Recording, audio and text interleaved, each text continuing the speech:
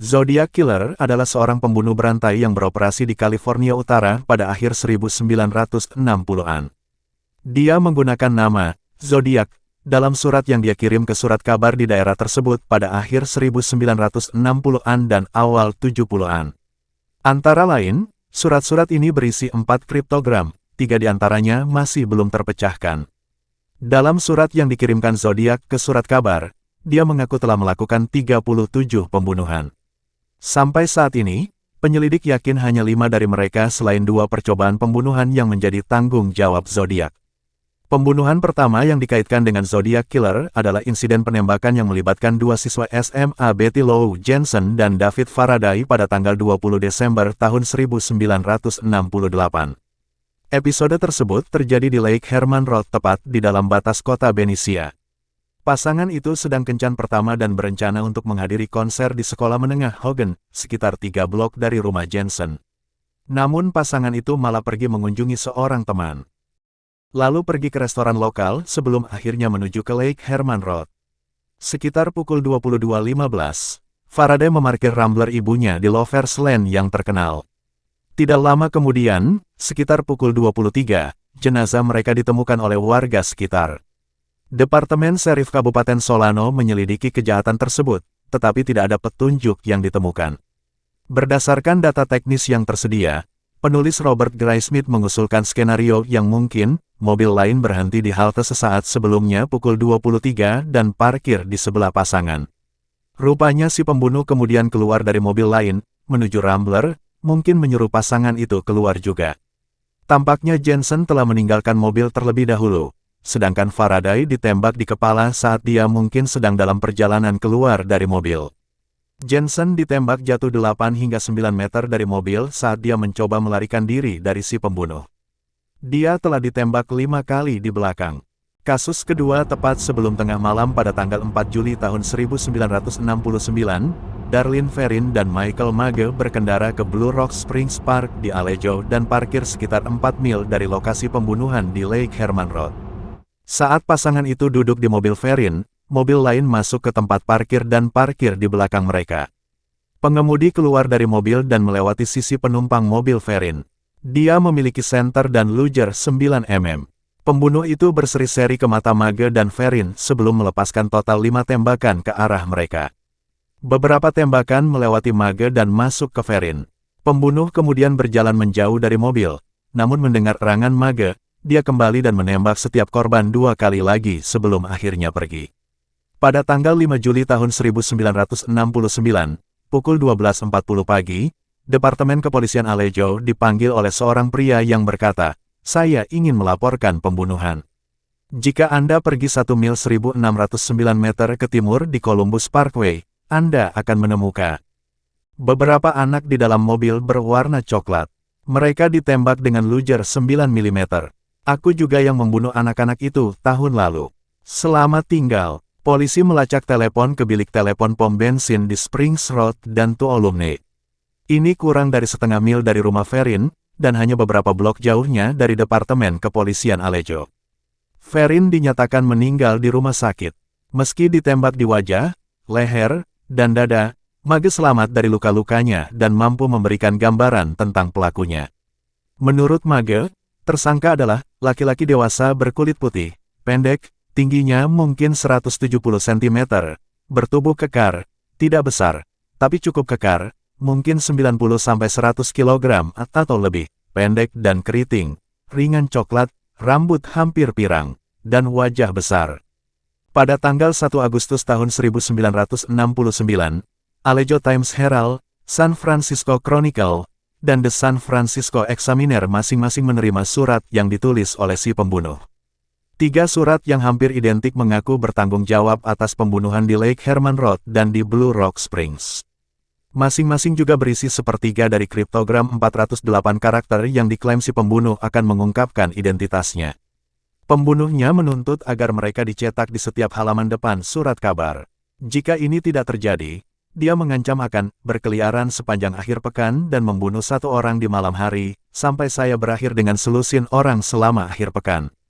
Kronik menerbitkan kriptogram ketiganya di halaman 4 edisi hari berikutnya.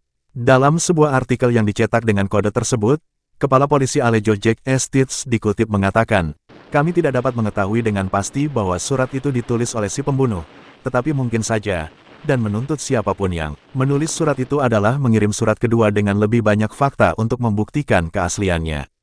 Ancaman kematian tidak terwujud, dan ketiga bagian kriptogram akhirnya diterbitkan. 6 hari kemudian, pada tanggal 7 Agustus tahun 1969, The San Francisco Examiner menerima sepucuk surat yang dimulai dengan, "Editor yang terhormat. Ini adalah Zodiac berbicara. Ini adalah pertama kalinya si pembunuh mengidentifikasi dirinya dengan nama ini." Surat tersebut merupakan tanggapan atas permintaan Stillitz akan surat dengan rincian lebih lanjut yang akan membuktikan bahwa dia telah membunuh Faraday, Jensen, dan Verin. Dalam surat tersebut tertulis detail pembunuhan yang belum dipublikasikan, serta pesan kepada polisi bahwa ketika mereka memecahkan kodenya, mereka menginginkannya pada tanggal 8 Agustus tahun 1969. Dua guru dari Salinas, California memecahkan kode kriptogram 408 karakter.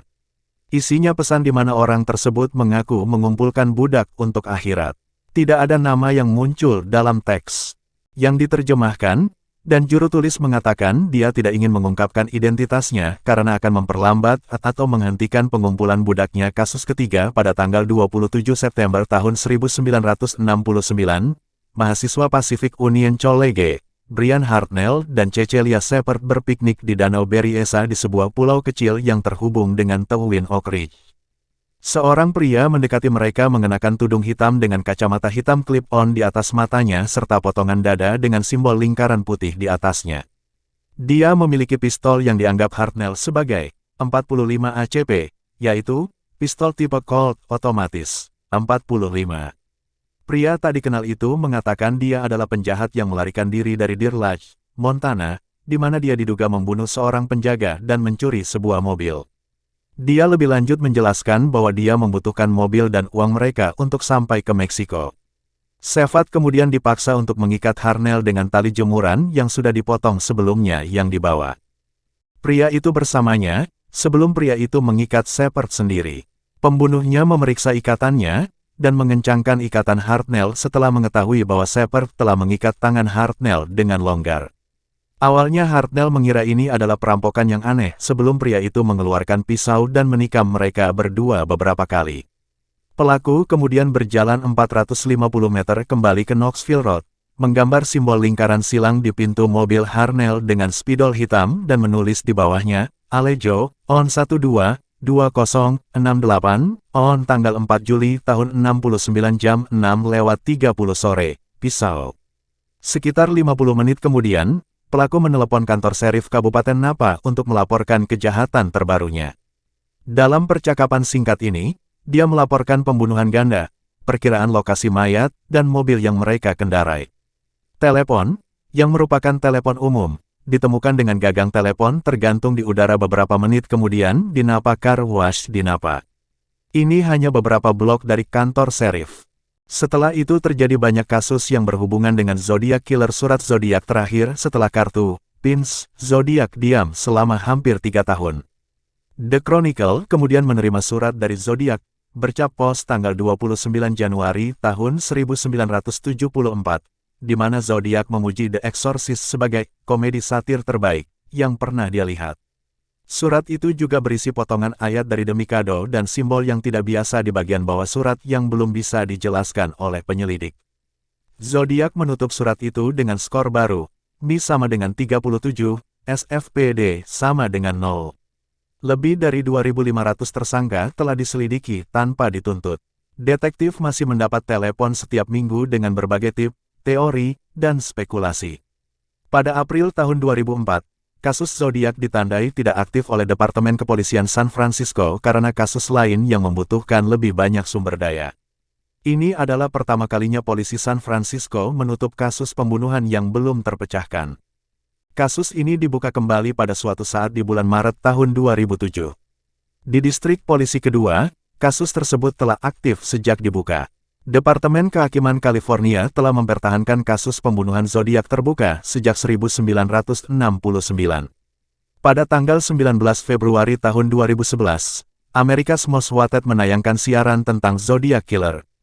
Sebuah foto baru-baru ini muncul yang menggambarkan Darlene Ferrin dan seorang pria yang sangat mirip dengan gambar hantu polisi dari pembunuh Zodiac. Polisi yakin foto itu diambil di San Francisco pada musim panas 1966 atau 1967, dan berharap seseorang dapat mengidentifikasi pria di foto itu. Orang bertanya-tanya apakah pria di foto itu adalah mantan suami Darlene Ferrin, tapi ini belum dikonfirmasi. Polisi belum melihat mantan suami Ferrin sebagai tersangka hingga hari ini.